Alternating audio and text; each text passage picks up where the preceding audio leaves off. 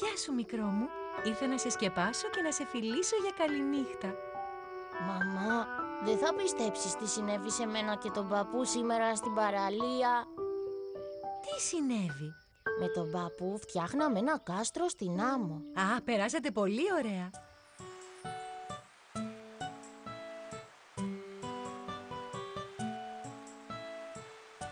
Ένα όμορφο κάστρο στην άμμο.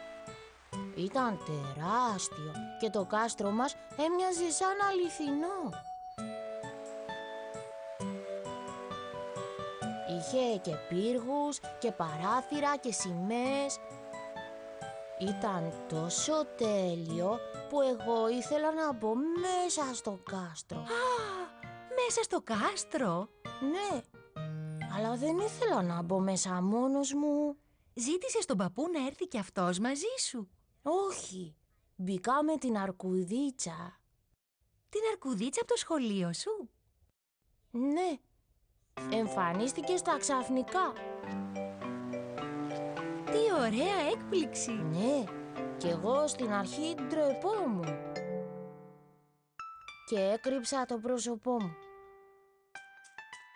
Αλλά το ξεπέρασα γρήγορα. Δεν είναι κακό να ντρέπεσαι κάποιες φορές.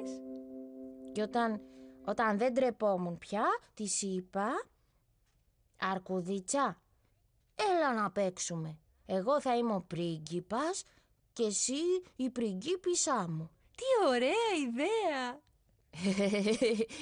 Αυτό μου είπε και εκείνη. Και ξέρεις τι συνέβη όταν πλησιάσαμε στο κάστρο? Δεν έχω ιδέα. Τι έγινε?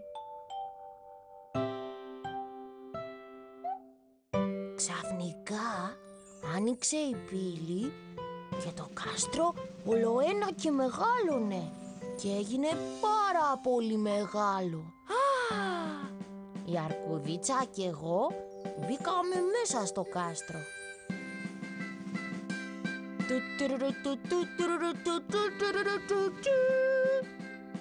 Το πριγκιπόπουλο αρκουδάκι και η πριγκίπισσα αρκουδίτσα μπαίνουν στο βασιλικό ανάκτορο. Και όλα όσα ήταν φτιαγμένα από άμμο έγιναν μεγάλα. ένα αληθινό κάστρο από άμμο. Ναι, πολύ αληθινό. Προχωρήσαμε στο κάστρο και φτάσαμε στη πιο μεγάλη αίθουσα. Και εκεί είχαν ετοιμάσει για μας ένα βασιλικό γεύμα. Ω, Είχε τραπεζομάντιλο και ποτήρια και όλες τις λουχουδιές που μου αρέσουν. είχε και γλυκά. Βέβαια, και φράουλες και γλυφιτσούρια και πεπόνι και παγωτό.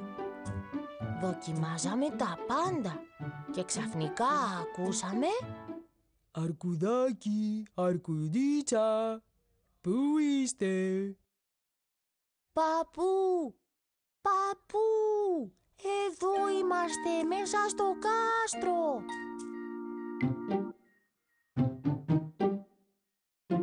Γεια σας! Να έρθει και ο παππούς μαζί σας. Ήρθε και ο παππούς μαζί σας. Ασφαλώς. Έκατσε μαζί μας, αλλά όχι για πολύ. Είχε περάσει η ώρα. Και ήταν αργά.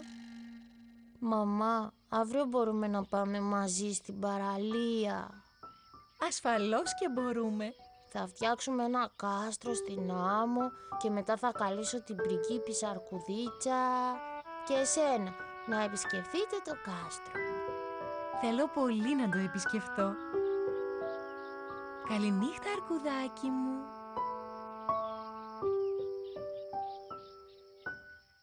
Καληνύχτα, μαμά.